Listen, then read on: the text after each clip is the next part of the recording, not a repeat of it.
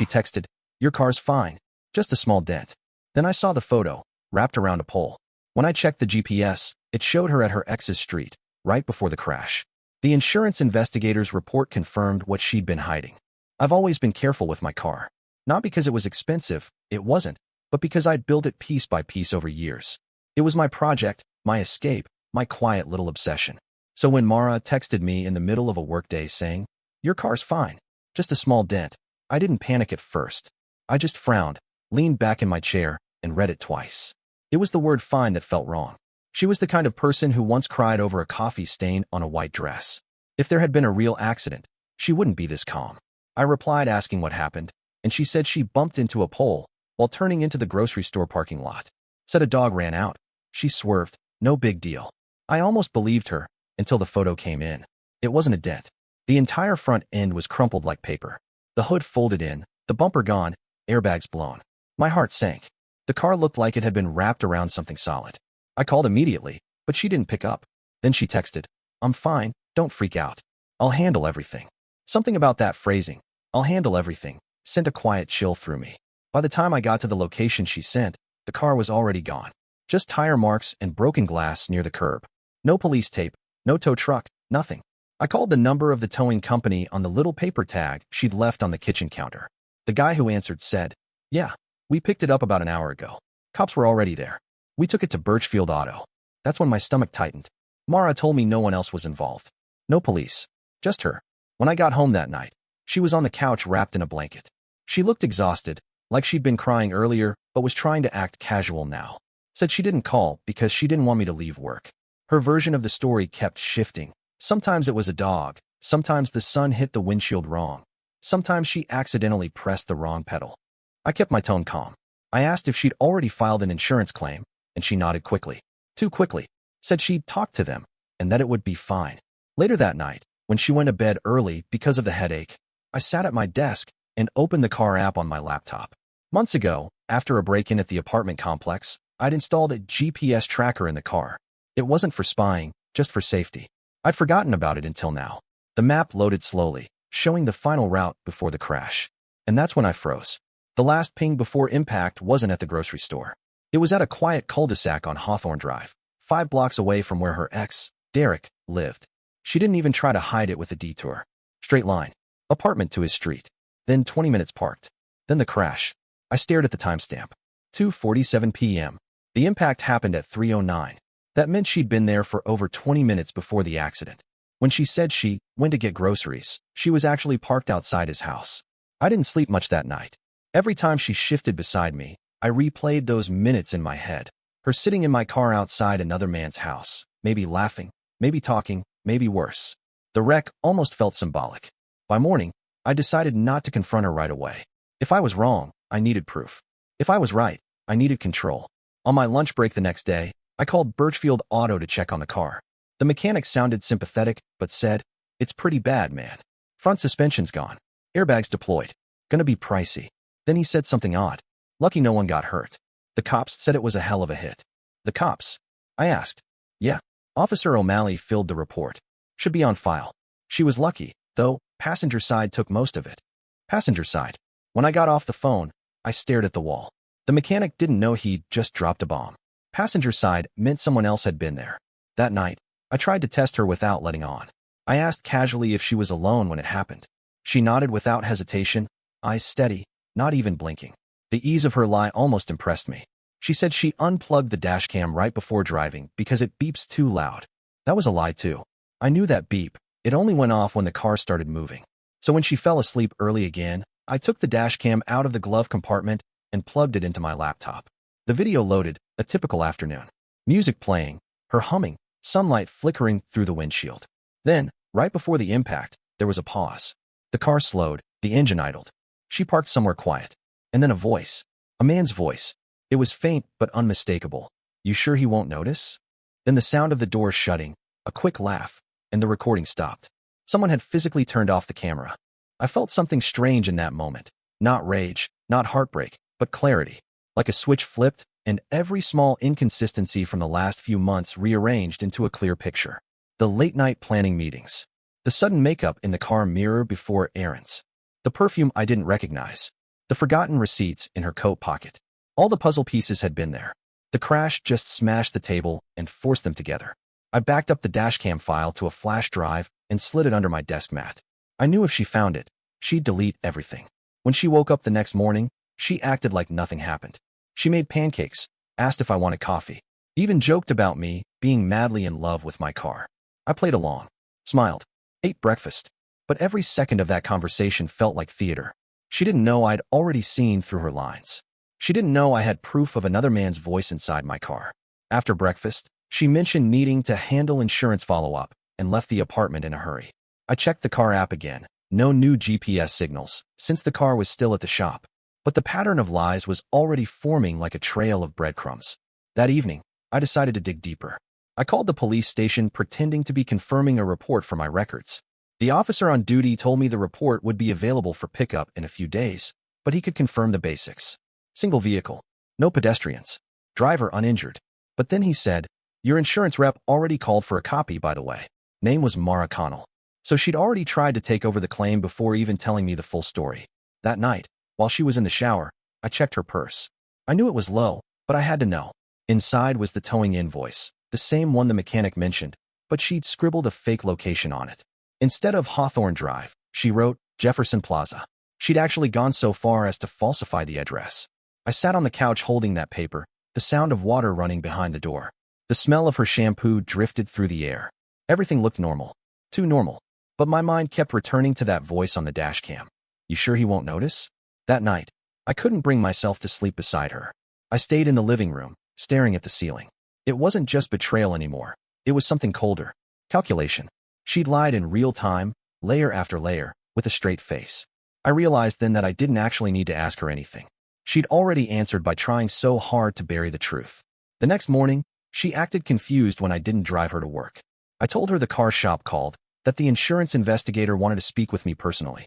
She froze for a second, then forced a smile. Oh, really? That's weird. I thought I already talked to them. Of course she had. When she left for work, I waited a few minutes, then called the investigator myself. The receptionist said they'd schedule a meeting to finalize the claim next week, and that Mara had indeed already been in touch. She tried to handle everything in her name, without me. By then, I wasn't even angry. I was curious. How far would she go? How much could a person twist before something snapped? I looked at the GPS log again, zoomed in on Hawthorne Drive. There, in the middle of the map, was the point where she stopped for 22 minutes before wrecking my car. I memorized the address. That's where her ex lived. That's where I'd go next. The morning after I memorized that address on Hawthorne Drive, I drove there before work. It was a quiet neighborhood, tree-lined, clean, the kind of place where everyone's grass looked identical. Derek's house stood near the corner, dark gray siding, 2 cars in the driveway. I parked a block away and just watched. I didn't know what I was expecting. Maybe her car, maybe her silhouette through a curtain. Nothing. Just a normal house, normal morning. I left before anyone saw me. But that street name stayed etched in my mind like a bruise. That evening, when Mara got home, she was dressed too neatly for a busy day at work. Hair curled, lipstick perfect, that faint floral perfume she used to wear only on our date nights. She looked happy, distracted, almost glowing. The contrast made my stomach twist.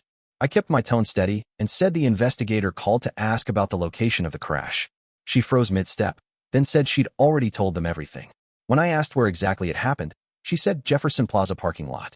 I nodded and said nothing. I didn't mention the real location, Hawthorne Drive, or that I'd already confirmed it myself. 2 days later, I went to Birchfield Auto to check on the repairs in person. The mechanic, a big guy with grease-stained hands, led me to the car. Seeing it up close made my throat tighten. The front end was a complete mess. The dashboard was cracked. When I leaned inside to grab the dash papers, I noticed something in the glove compartment, a small, crumpled restaurant receipt. It was from the Rusted Anchor, a bar not far from Hawthorne Drive. The timestamp was 2:13 p.m. That was before the crash. 2 drinks. 2 entrees. I stood there for a long moment, just staring at the numbers. That night, I sat on the balcony pretending to scroll through my phone while she chatted beside me about some client mix-up at work. I asked casually if she'd gone to lunch anywhere that day of the accident. She said no, she'd been in a rush. I smiled and changed the subject. I have a friend named Joel who manages the surveillance system at a parking complex across from that same restaurant. We'd played poker together for years. I called him the next morning, told him I thought someone might have hit my car near that spot, and asked if he could check camera footage from the day of the crash. He called back that evening. "Adrian, you're not gonna like this." He sent a short clip to my email. I opened it, and the world tilted for a second.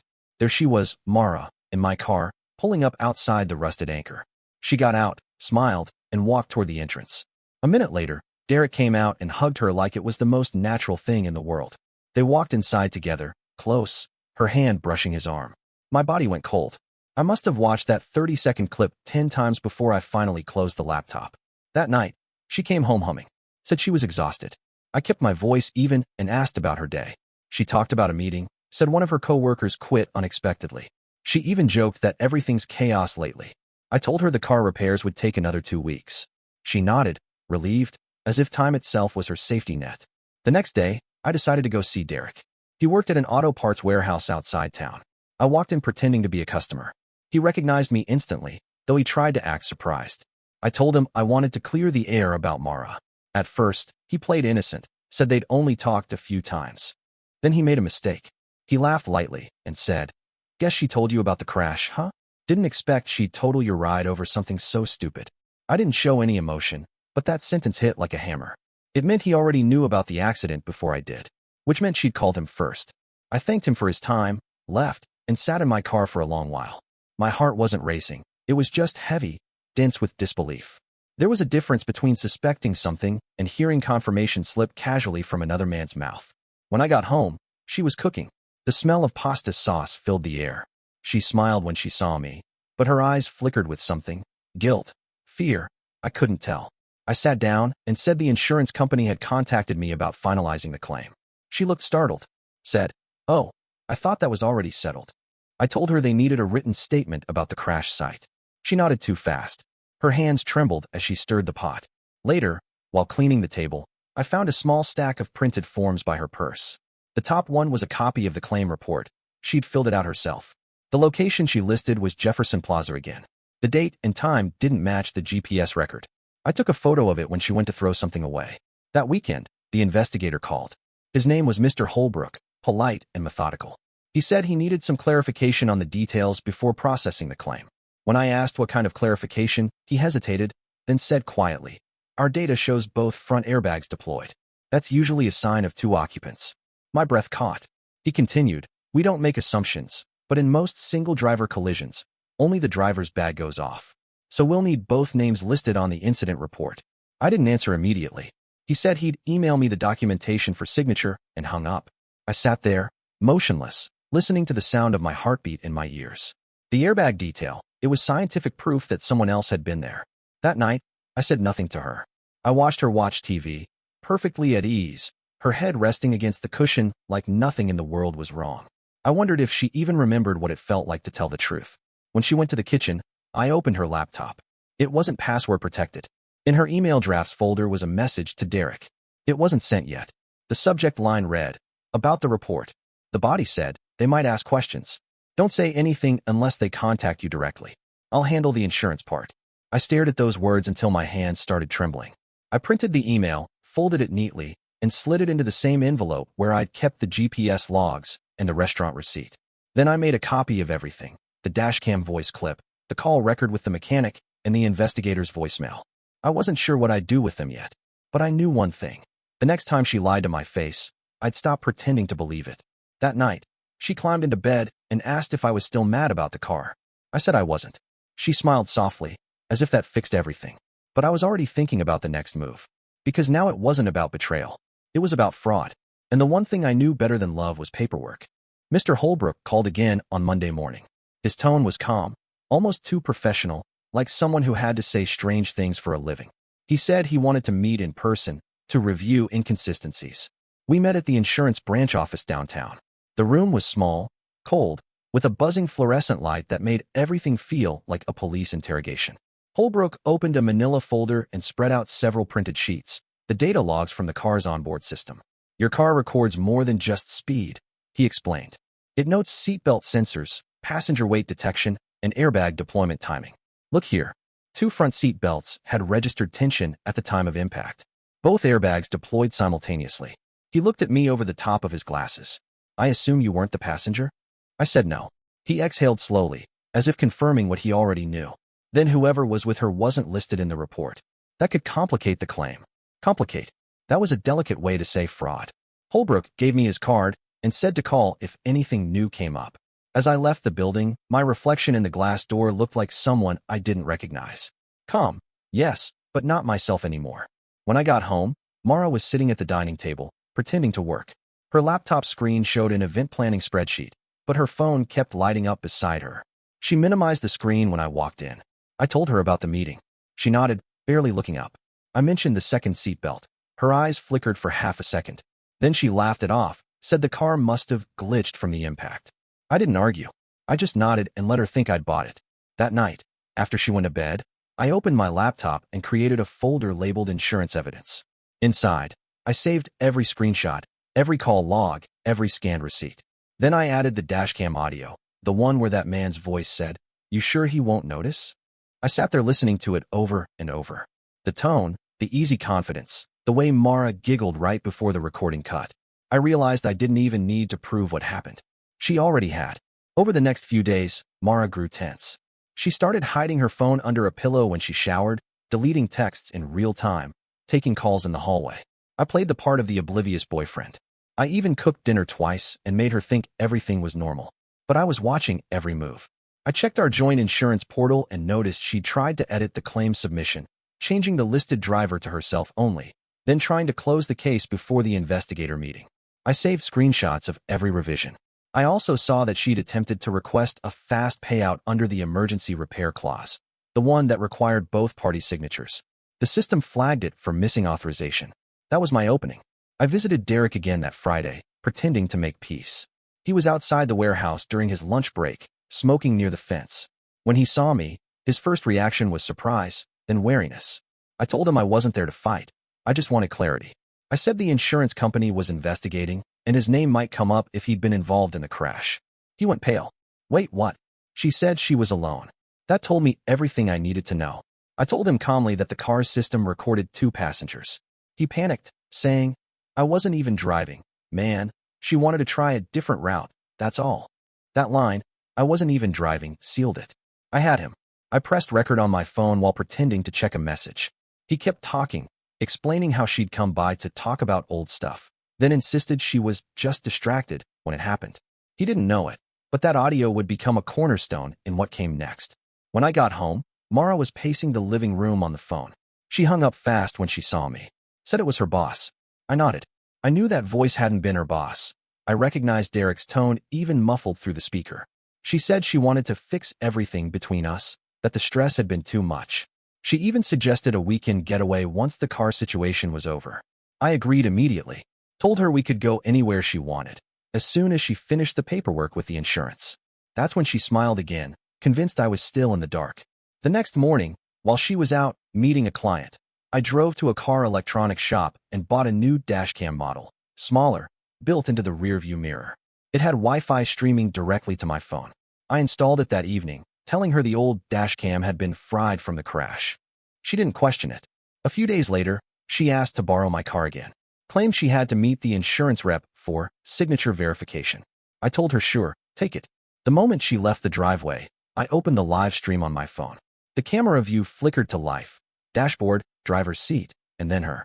She was wearing the same perfume I'd smelled the day of the accident.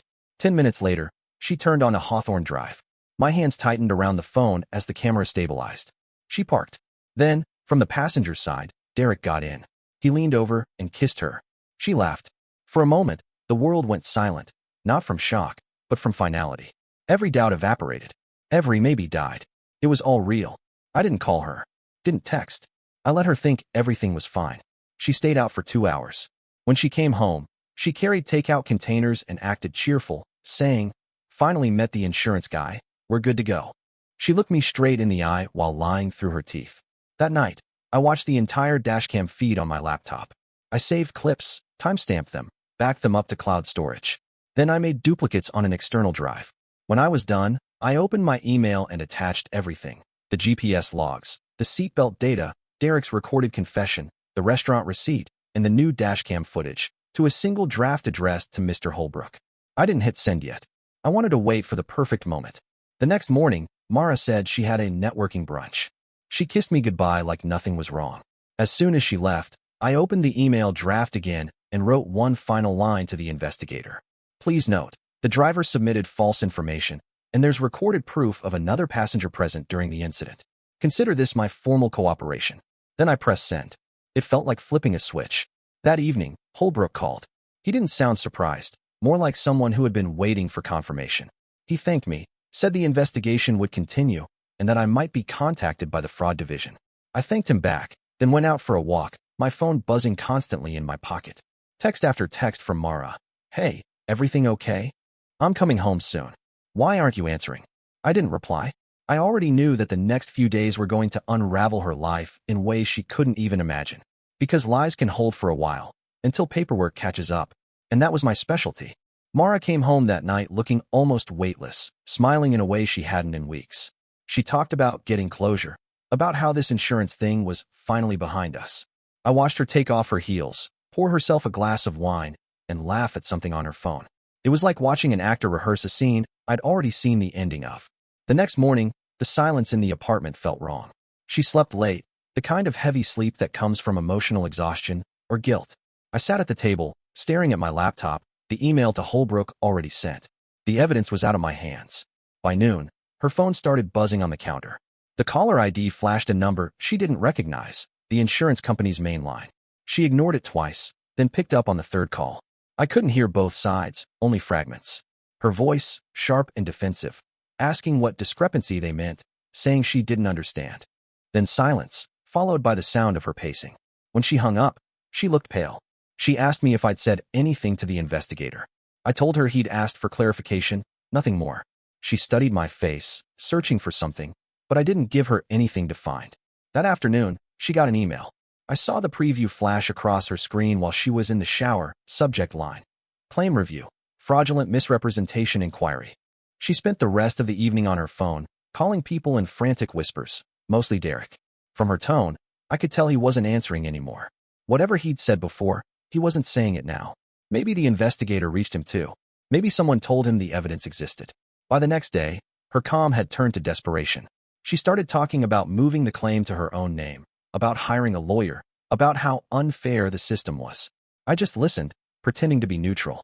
Inside, I was waiting for the moment when everything caught up. 3 days later, it did. Holbrook called me again, his tone steady, professional, but with a hint of restrained satisfaction. He said the evidence I'd provided had been verified, the dashcam footage, the seatbelt logs, the restaurant timestamp. He said they were filing an official report for insurance fraud. The company was freezing the claim, and Mara's name was being flagged for falsified documentation. He didn't ask for more. He just thanked me for the cooperation. When I hung up, the weight that had been pressing on my chest for weeks lifted just enough for me to breathe properly again. Mara came home that evening, face tight and drained. She didn't bother with pleasantries. She just stood by the kitchen counter and asked if I'd sent them something. I told her yes. She went still, completely silent for a long time. Then she asked why. I didn't give her an explanation. I simply walked to my desk, opened a drawer, and placed the investigator's printed report in front of her. The section that confirmed 2 seatbelts in use. The section that detailed the GPS trail to Hawthorne Drive. She didn't touch the paper. She just stared at it until her hands started shaking. She said she never meant for it to go that far. Said she'd panicked after the accident. Claimed she only talked to Derek. Every line came out rehearsed, too measured to be real. I'd heard enough lies to know when someone was building another one. When she finally stopped talking, I told her she should pack her things before the investigators contacted her directly. Her lips trembled, but she didn't argue. She packed quietly for the next hour. No shouting, no scene, just the slow scraping of hangers and the dull sound of drawers closing. She left the apartment around midnight. I didn't watch her go. The silence that followed was deep and unfamiliar, but it wasn't empty. It was clean. Over the next week, I got a few updates from Holbrook. The fraud division had opened a formal investigation into her insurance filings. She'd been caught submitting an additional claim in her own name, trying to change the story again. They traced the mismatched location data, the false receipts, the edited documents. Holbrook said she'd likely face fines, maybe even a suspended license.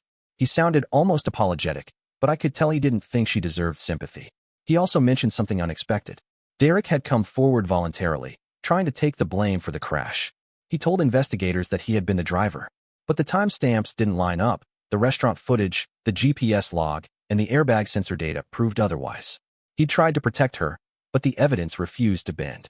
In the end, Both of them were implicated, she for lying, he for attempting to obstruct the report. When the company closed the case, they denied her coverage and canceled her policy. I received a letter confirming the vehicle's transfer back to me as the sole insured party. The repair costs were higher than expected, but at least I did know them in her name. I sold the car the following month. Watching it drive away on someone else's tow truck felt strange, like watching the last physical piece of that entire chapter disappear. With the money, I bought something smaller and simpler. A motorcycle. The same kind she used to call irresponsible. The kind she said didn't suit me. I named it Closure, not as a joke, but as a reminder that I could rebuild from wreckage. Weeks passed before I heard anything else. Then, one morning, an envelope arrived from the insurance office with the case summary. It listed everything, dates, statements, and the disciplinary actions taken. I read it once, then folded it neatly and put it away. Later that afternoon, I got a voicemail from Holbrook himself. He said the case was officially resolved. Mara's license had been suspended for falsifying statements. She'd been fined heavily, and her name had been added to a federal fraud database. He paused for a moment before saying something off-record, that Derek had admitted she'd tried to make him take the legal hit initially. She wanted him to claim he'd been driving when the crash happened, while she stayed quiet. When the evidence came out, he realized she'd planned to let him take the fall entirely if the investigation escalated. That was the part that surprised me the least. She'd been consistent all along, selfish, cunning, and scared of accountability. After that, life went quiet. I moved to a smaller apartment closer to work, somewhere with no shared walls and no leftover traces of her. I stopped checking my phone for updates, stopped replaying old footage, stopped wondering what might have happened if I'd confronted her earlier. One evening, I rode the motorcycle down to the pier at sunset. The wind was sharp, the sky orange over the water, and for the first time in months, my head felt clear. I realized that what hurt the most wasn't the betrayal itself. It was how easy it had been for her to lie. How naturally deceit rolled off her tongue while pretending to care. But the truth has its own quiet rhythm. It doesn't shout. It just waits. And eventually, it finds a way to surface, in data logs, in receipts, in reports signed by people like Holbrook. I didn't need revenge anymore. She'd written her own ending when she unplugged that dash cam. All I did was let the world see what was already there. A few months later, I heard through mutual acquaintances that Mara had lost her job. Her company dropped her after learning about the fraud case. She was working part-time at a boutique, renting a small place across town. Derek was gone. Apparently, he'd left after losing his own job over the same scandal. The story might have ended there for her. For me, it ended on a road outside the city, engine humming, the wind erasing everything I didn't need to remember. No texts, no excuses, no more lies, just movement. I didn't look back.